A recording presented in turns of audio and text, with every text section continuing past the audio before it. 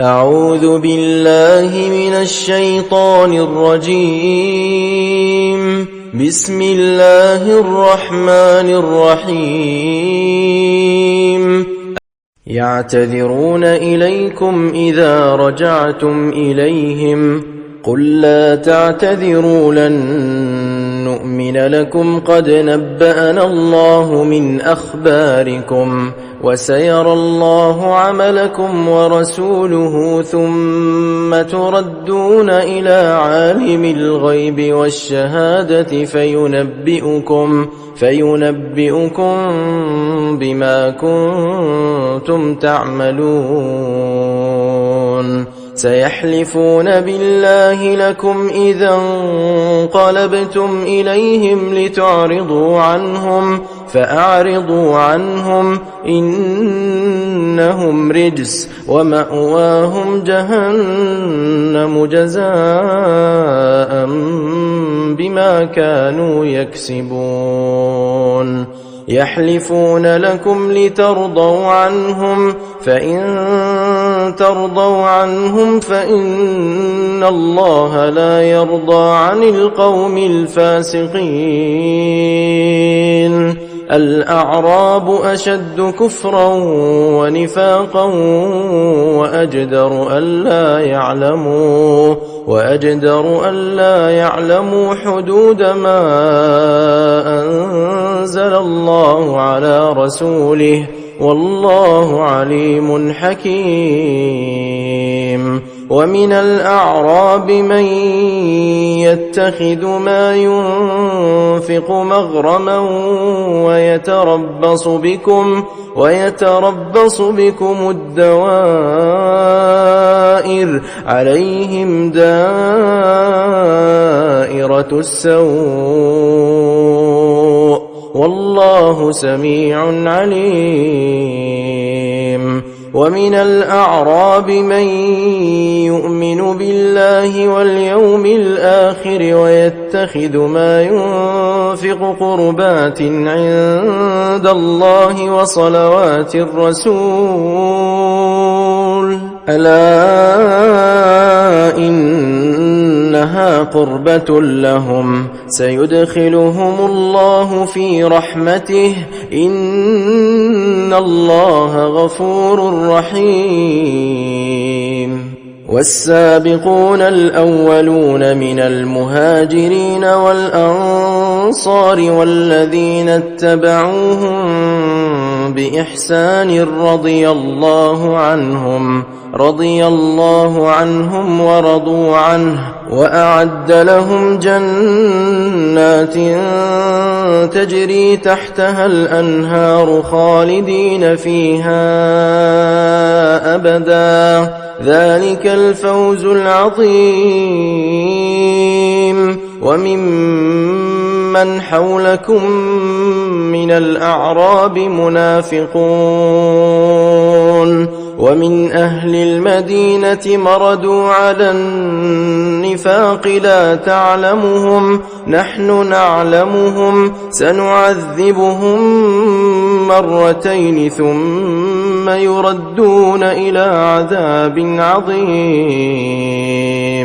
وآخرون اعترفوا بذنوبهم خلطوا عملا صالحا وآخر سيئا عسى الله أن يتوب عليهم إن الله غفور رحيم. خذ من أموالهم صدقة تطهرهم وتزكيهم بها وصل عليهم إن صلاتك سكن لهم والله سميع عليم. ألم يعلموا أن الله هو يقبل التوبة عن عباده ويأخذ الصدقات وأن الله هو التواب الرحيم. وقل اعملوا فسيرى الله عملكم ورسوله والمؤمنون وستردون إلى عالم الغيب والشهادة فينبئكم بما كنتم تعملون وآخرون مرجون لأمر الله إما يعذبهم وإما يتوب عليهم والله عليم حكيم والذين اتخذوا مسجدا ضرارا وكفرا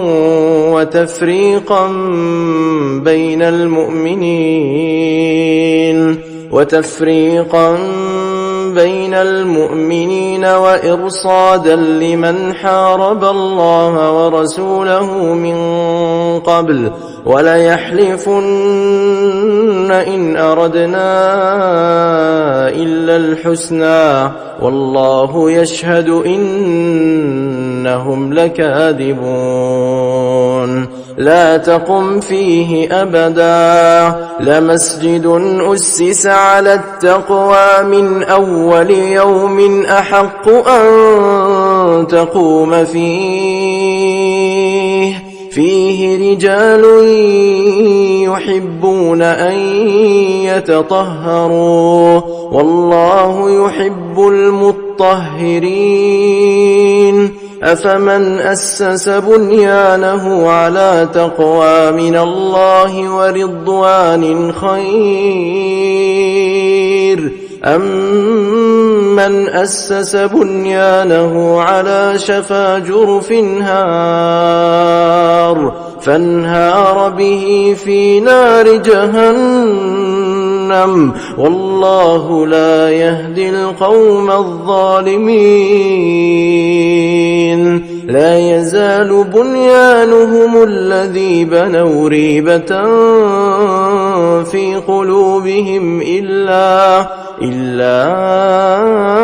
أن تقطع قلوبهم والله عليم حكيم إن الله اشترى من المؤمنين أنفسهم وأموالهم بأن لهم الجنة يقاتلون في سبيل الله فيقتلون ويقتلون وعدا عليه حقا في التوراة والإنجيل والقرآن ومن أوفى بعهده من الله فاستبشروا ببيعكم الذي بايعتم به وذلك هو الفوز العظيم التائبون العابدون الحامدون السائحون الراكعون الساجدون الآمرون بالمعروف والناهون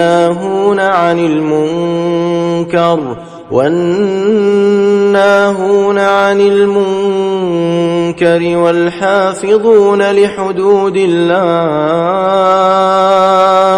وبشر المؤمنين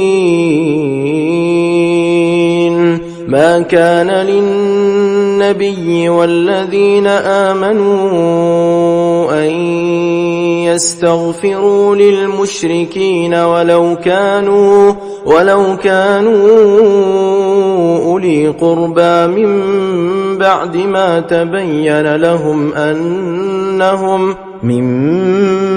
ما تبين لهم أنهم أصحاب الجحيم وما كان استغفار إبراهيم لأبيه إلا عن موعدة وعدها إياه فلما تبين له أنه عدو لله تبرأ منه إن إبراهيم لأواه حليم وما كان الله ليضل قوما بعد إذ هداهم حتى يبين لهم ما يتقون إن الله بكل شيء عليم إن الله له ملك السماوات والأرض يحيي ويميت وما لكم من دون الله من ولي ولا نصير لقد تاب الله على النبي والمهاجرين والأنصار الذين اتبعوه في ساعة العسرة من بعد ما كاد يزيغ قلوب فريق منهم ثم تاب عليهم إنه بهم رءوف رحيم وعلى الثلاثة الذين خلفوا حتى إذا ضاقت عليهم الأرض بما رحبت وضاقت عليهم أنفسهم وظنوا أن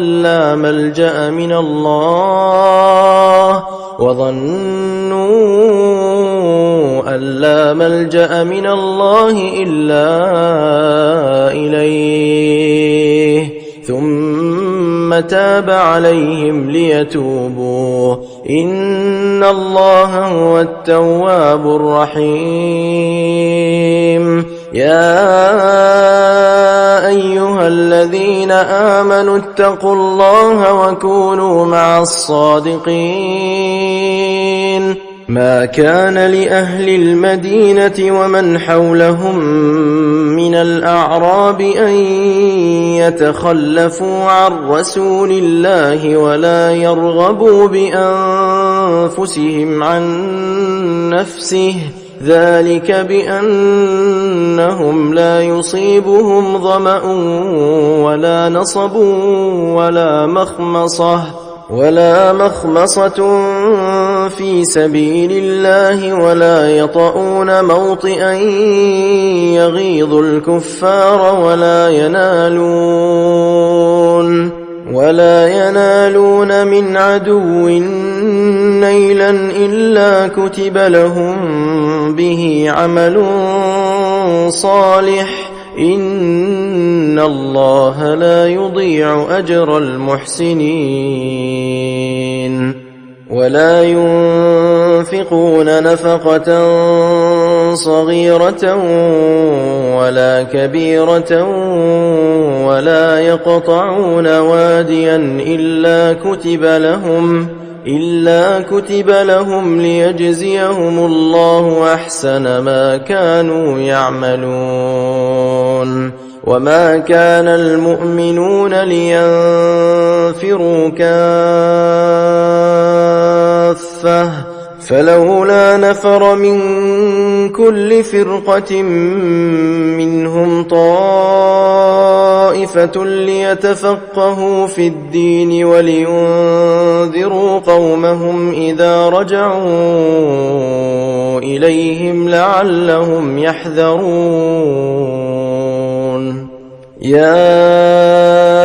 أيها الذين آمنوا قاتلوا الذين يلونكم من الكفار وليجدوا فيكم غلظة واعلموا أن الله مع المتقين وإذا ما أنزلت سورة فمنهم من يقول أيكم زادته هذه إيمانا فأما الذين آمنوا فزادتهم إيمانا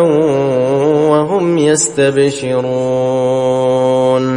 وأما الذين في قلوبهم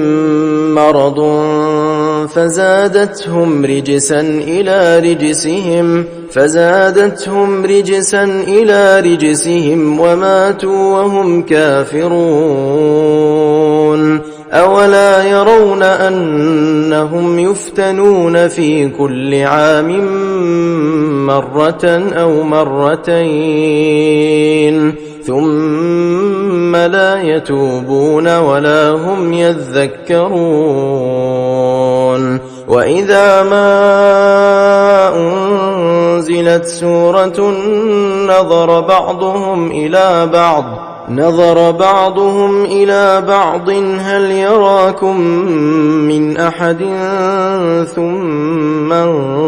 انصرفوا صرف الله قلوبهم بأنهم قوم لا يفقهون لقد جاءكم رسول من أنفسكم عزيز عليه ما عنتم حريص عليكم بالمؤمنين رؤوف رحيم فإن تولوا فقل حسبي الله لا إله إلا هو عليه توكلت وهو رب العرش العظيم بسم الله الرحمن الرحيم ألف لام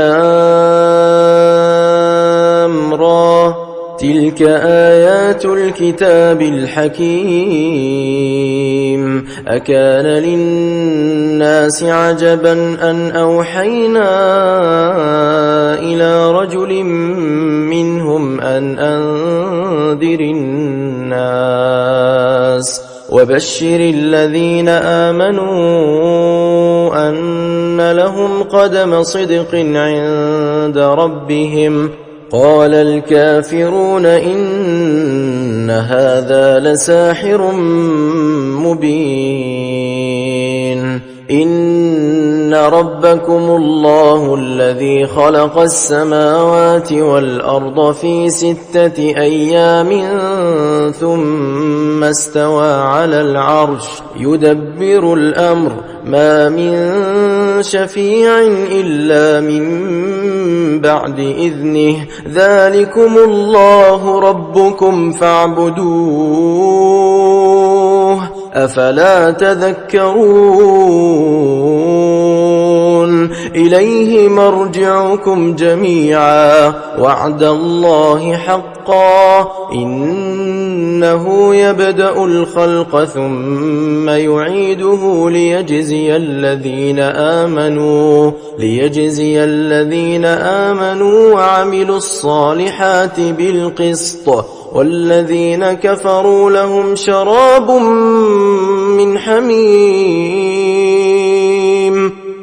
شراب من حميم وعذاب أليم بما كانوا يكفرون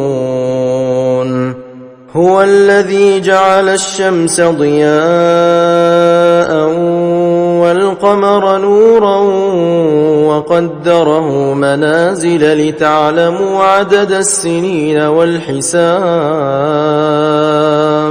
ما خلق الله ذلك إلا بالحق يفصل الآيات لقوم يعلمون إن في اختلاف الليل والنهار وما خلق الله في السماوات والأرض لآيات لقوم يتقون إن الذين لا يرجون لقاءنا ورضوا بالحياة الدنيا واطمأنوا بها والذين هم عن آياتنا غافلون أولئك مأواهم النار بما كانوا يكسبون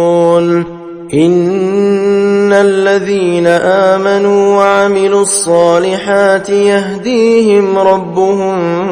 بإيمانهم تجري من تحتهم الأنهار في جنات النعيم دعواهم فيها سبحانك اللهم وتحيتهم فيها سلام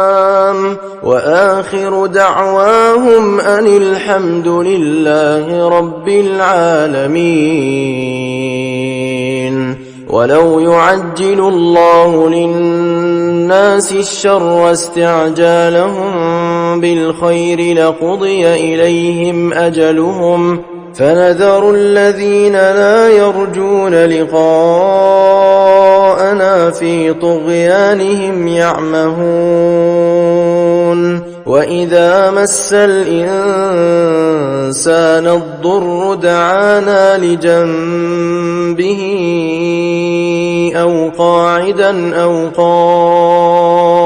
قائما فلما كشفنا عنه ضره مر كأن لم يدعنا إلى ضر مسه كذلك زين للمسرفين ما كانوا يعملون. ولقد أهلكنا القرون من قبلكم لما ظلموا وجاءتهم رسلهم بالبينات وما كانوا ليؤمنوا كذلك نجزي القوم المجرمين. ثم جعلناكم خلائف في الأرض من بعدهم لننظر كيف تعملون. وإذا تتلى عليهم آياتنا بينات قال الذين لا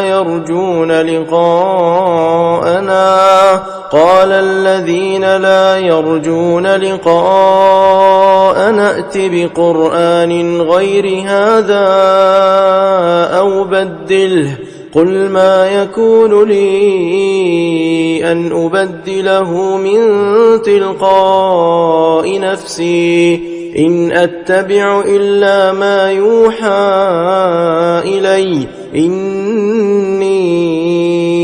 أخاف إن عصيت ربي عذاب يوم عظيم. قل لو شاء الله ما تلوته عليكم ولا أدراكم به فقد لبثت فيكم عمرا من قبله أفلا تعقلون. فمن أظلم ممن افترى على الله كذبا أو كذب بآياته إنه لا يفلح المجرمون. ويعبدون من دون الله ما لا يضرهم ولا ينفعهم ويقولون هؤلاء شفعاؤنا عند الله قل أتنبئون الله بما لا يعلم في السماوات ولا في الأرض سبحانه وتعالى عما يشركون. وما كان الناس إلا أمة واحدة فاختلفوا ولولا كلمة سبقت من ربك لقضي بينهم فيما فيه يختلفون. ويقولون لولا أنزل عليه آية من ربه فقل إنما الغيب لله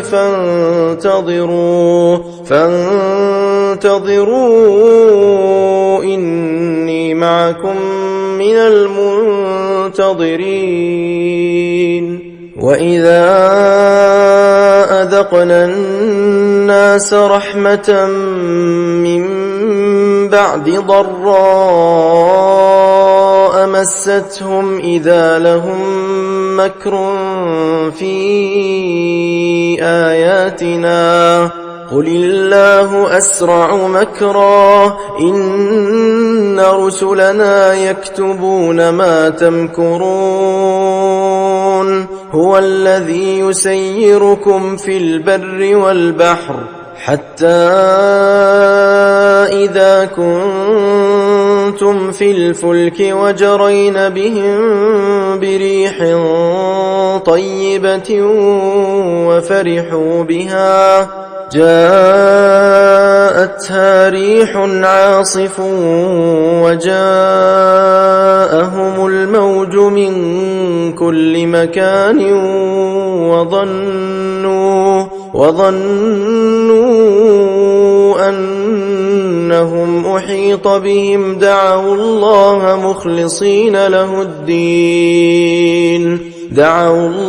مخلصين له الدين لئن أنجيتنا من هذه لنكونن من الشاكرين فلما أنجاهم إذا هم يبغون في الأرض بغير الحق يا أيها الناس إنما بغيكم على أنفسكم متاع الحياة الدنيا ثم إلينا مرجعكم فننبئكم بما كنتم تعملون إنما مثل الحياة الدنيا كماء أنزلناه من السماء فاختلط به نبات الأرض مما يأكل الناس والأنعام حتى إذا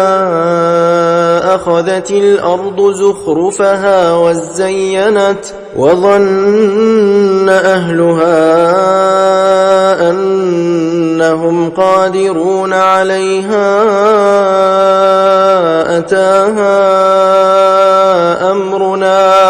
أتاها أمرنا ليلا أو نهارا فجعلناها حصيدا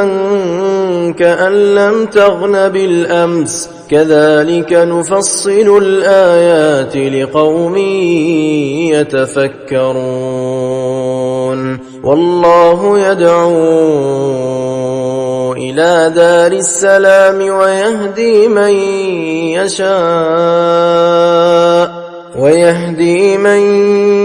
يشاء إلى صراط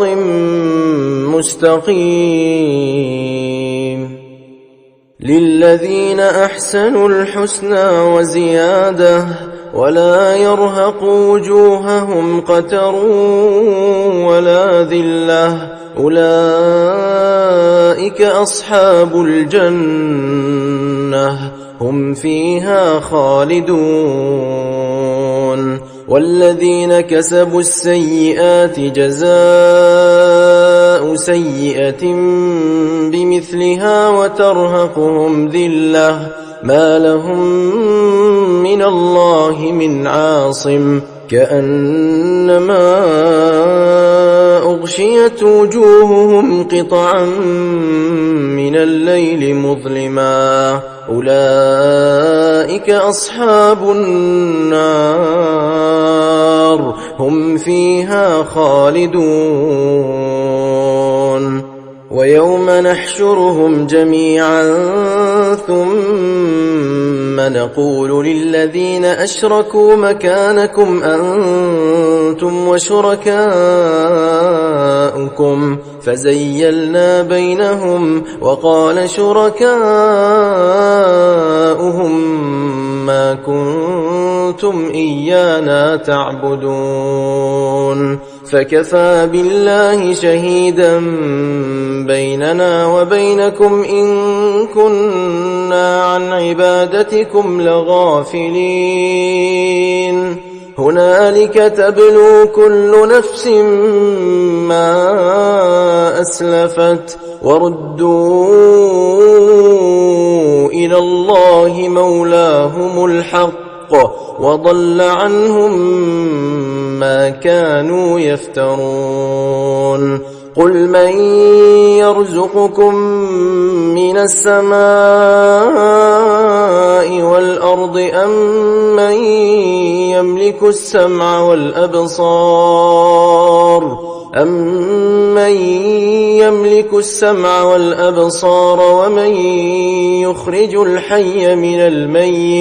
ومن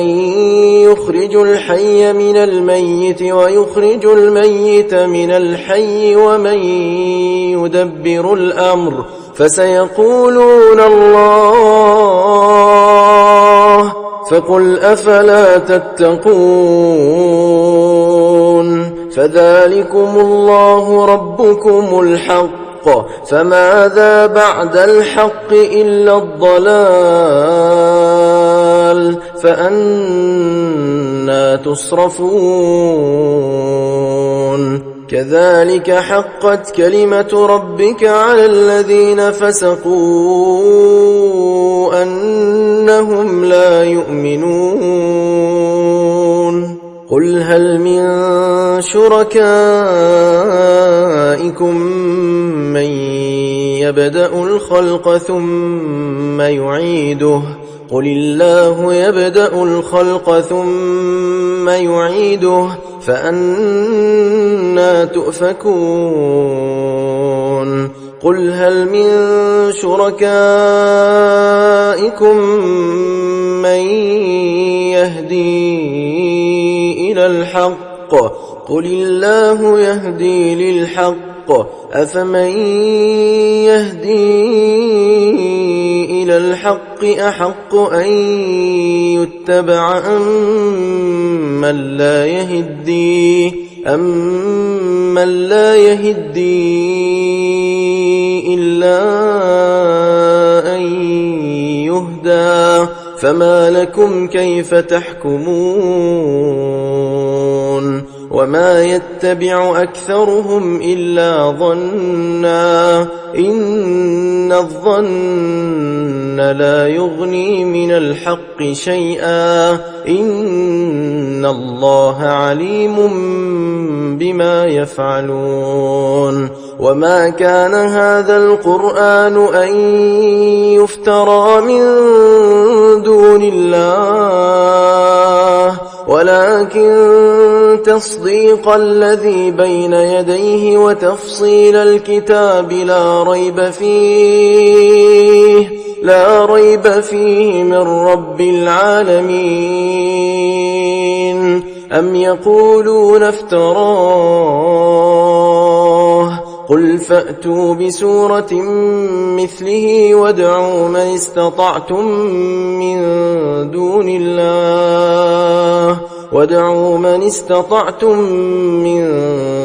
الله إن كنتم صادقين بل كذبوا بما لم يحيطوا بعلمه ولما يأتهم تأويله كذلك كذب الذين من قبلهم فانظر كيف كان عاقبة الظالمين ومنهم من يؤمن به ومنهم من لا يؤمن به وربك أعلم بالمفسدين وإن كذبوك فقل لي عملي ولكم عملكم أنتم بريئون مما أعمل وأنا بريء مما تعملون ومنهم من يستمعون إليك أفأنت تسمع الصم ولو كانوا لا يعقلون ومنهم من ينظر إليك أفأنت تهدي العمي ولو كانوا لا يبصرون إن الله لا يظلم الناس شيئا ولكن الناس أنفسهم يظلمون ويوم يحشرهم كأن لم يلبثوا إلا ساعة من النهار يتعارفون بينهم قد خسر الذين كذبوا بلقاء الله وما كانوا مهتدين وإما نرينك بعض الذي نعدهم أو نتوفينك فإلينا مرجعهم ثم الله شهيد على ما يفعلون ولكل أمة رسول فإذا جاء رسولهم قضي بينهم بالقسط وهم لا يظلمون ويقولون متى هذا الوعد إن كنتم صادقين قل لا أملك لنفسي ضرا ولا نفعا إلا ما شاء الله لكل أمة أجل إذا جاء أجلهم فلا يستأخرون ساعة ولا يستقدمون قل أرأيتم إن أتاكم عذابه بياتا أو نهارا ماذا يستعجل منه المجرمون أثم إذا ما وقع آمنتم به الآن وقد كنتم به تستعجلون ثم قيل للذين ظلموا ذوقوا عذاب الخلد هل تجزون إلا بما كنتم تكسبون ويستنبئونك أحق هو قل إي وربي إنه لحق وما أنتم بمعجزين ولو أن لكل نفس ظلمت ما في الأرض لافتدت به وأسروا الندامة لما رأوا العذاب وقضي بينهم بالقسط وهم لا يظلمون ألا إن لله ما في السماوات والأرض ألا إن وعد الله حق ولكن أكثرهم لا يعلمون هو يحيي ويميت وإليه ترجعون يا أيها الناس قد جاءتكم موعظة من ربكم وشفاء لما في الصدور وهدى ورحمة للمؤمنين قل بفضل الله وبرحمته فبذلك فليفرحوا هو خير مما يجمعون قل أرأيتم ما أنزل الله لكم من رزق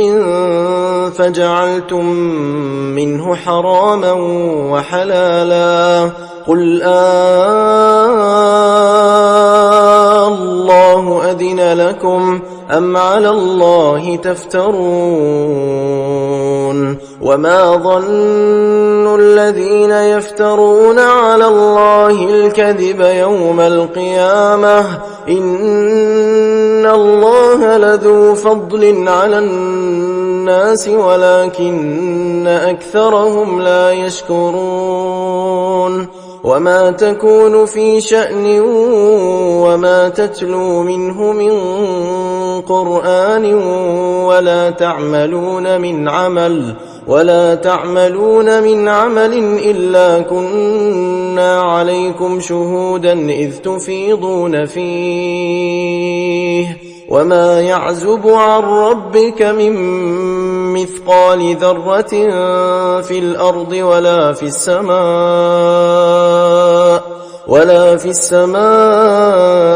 ولا أصغر من ذلك ولا أكبر إلا في كتاب مبين ألا إن أولياء الله لا خوف عليهم ولا هم يحزنون الذين آمنوا وكانوا يتقون لهم البشرى في الحياة الدنيا وفي الآخرة لا تبديل لكلمات الله ذلك هو الفوز العظيم ولا يحزنك قولهم إن العزة لله جميعا هو السميع العليم ألا إن لله من في السماوات ومن في الأرض وما يتبع الذين يدعون من دون الله شركاء إن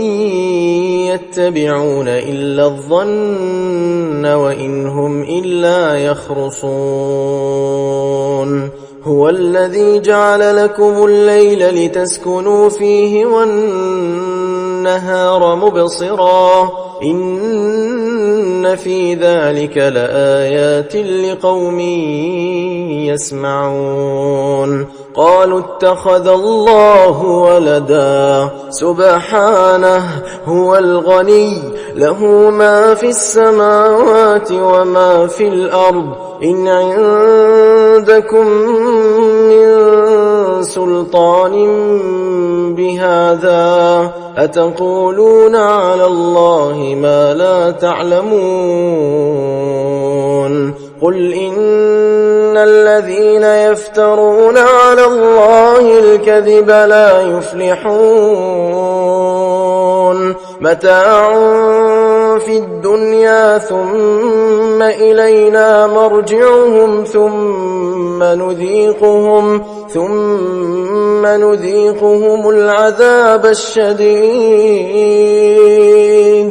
ثم نذيقهم العذاب الشديد بما كانوا يكفرون واتل عليهم نبأ نوح إذ قال لقومه يا قوم إن كان كبر عليكم مقامي وتذكيري بآيات الله فعلى الله توكلت فأجمعوا أمركم وشركاءكم ثم لا يكن أمركم عليكم غمة ثم قضوا إلي ولا تنظرون فإن توليتم فما سألتكم من أجر إن أجري إلا على الله وأمرت أن أكون من المسلمين فكذبوه فنجيناه ومن معه في الفلك وجعلناهم خلائف وأغرقنا الذين كذبوا بآياتنا فانظر كيف كان عاقبة المنذرين ثم بعثنا من بعده رسلا إلى قومهم فجاءوهم بالبينات فما كانوا ليؤمنوا بما كذبوا به من قبل كذلك نطبع على قلوب المعتدين ثم بعثنا من بعدهم موسى وهارون إلى فرعون وملئه بآياتنا فاستكبروا وكانوا قوما مجرمين فلما جاءهم الحق من عندنا قالوا إن هذا لسحر مبين قال موسى أتقولون للحق لما جاءكم أسحر هذا ولا يفلح الساحرون قالوا أجئتنا لتلفتنا عما وجدنا عليه آباءنا وتكون لكما الكبرياء في الأرض وما نحن لكما بمؤمنين وقال فرعون ائتوني بكل ساحر عليم فلما جاء السحرة قال لهم موسى ألقوا ما أنتم ملقون فلما ألقوا قال موسى ما جئتم به السحر إن الله سيبطله إن الله لا يصلح عمل المفسدين ويحق الله الحق بكلماته ولو كره المجرمون فما آمن لموسى إلا ذرية من قومه على خوف من فرعون وملئهم أن يفتنهم وإن فرعون لعال في الأرض وإنه لمن المسرفين وقال موسى يا قوم إن كنتم آمنتم بالله فعليه توكلوا إن كنتم مسلمين فقالوا على الله توكلنا ربنا لا تجعلنا فتنة للقوم الظالمين ونجنا برحمتك من القوم الكافرين وأوحينا إلى موسى وأخيه أن تبوأ لقومكما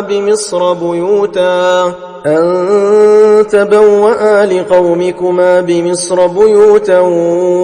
واجعلوا بيوتكم قبلة وأقيموا الصلاة وبشر المؤمنين وقال موسى ربنا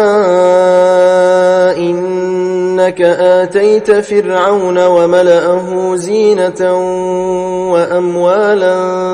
في الحياة الدنيا ربنا ليضلوا عن سبيلك ربنا اطمس على أموالهم واشدد على قلوبهم فلا يؤمنوا حتى يروا العذاب الأليم قال قد أجيبت دعوتكما فاستقيما ولا تتبعان سبيل الذين لا يعلمون وجاوزنا ببني إسرائيل البحر فأتبعهم فرعون وجنوده بغيا وعدوا حتى إذا أدركه الغرق قال آمنت أنه لا إله إلا الذي آمنت به بنو إسرائيل وأنا من المسلمين الآن وقد عصيت قبل وكنت من المفسدين فاليوم ننجيك ببدنك لتكون لمن خلفك آية وإن كثيرا من الناس عن آياتنا لغافلون ولقد بوأنا بني إسرائيل مبوأ صدق ورزقناهم من الطيبات فما اختلفوا حتى جاءهم العلم إن ربك يقضي بينهم يوم القيامة فيما كانوا فيه يختلفون فإن كنت في شك مما أنزلنا إليك فاسأل الذين يقرؤون الكتاب من قبلك لقد جاءك الحق من ربك فلا تكونن من الممترين ولا تكونن من الذين كذبوا بآيات الله فتكون من الخاسرين إن الذين حقت عليهم كلمة ربك لا يؤمنون ولو جاءتهم كل آية حتى يروا العذاب الأليم فلولا كانت قرية آمنت فنفعها إيمانها إلا قوم يونس لما آمنوا كشفنا عنهم عذاب الخزي في الحياة الدنيا ومتعناهم إلى حين ولو شاء ربك لآمن من في الأرض كلهم جميعا أفأنت تكره الناس حتى يكونوا مؤمنين وما كان لنفس أن تؤمن إلا بإذن الله ويجعل الرجس على الذين لا يعقلون قل انظروا ماذا في السماوات والأرض وما تغني الآيات والنذر عن قوم لا يؤمنون فهل ينتظرون إلا مثل أيام الذين خلوا من قبلهم قل فانتظروا إني معكم من المنتظرين ثم ننجي رسلنا والذين آمنوا كذلك حقا علينا ننجي المؤمنين قل يا أيها الناس إن كنتم في شك من ديني فلا أعبد الذين تعبدون من دون الله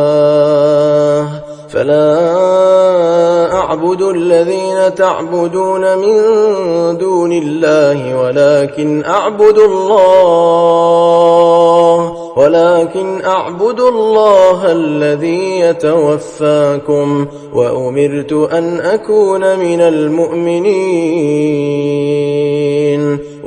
أقم وجهك للدين حنيفا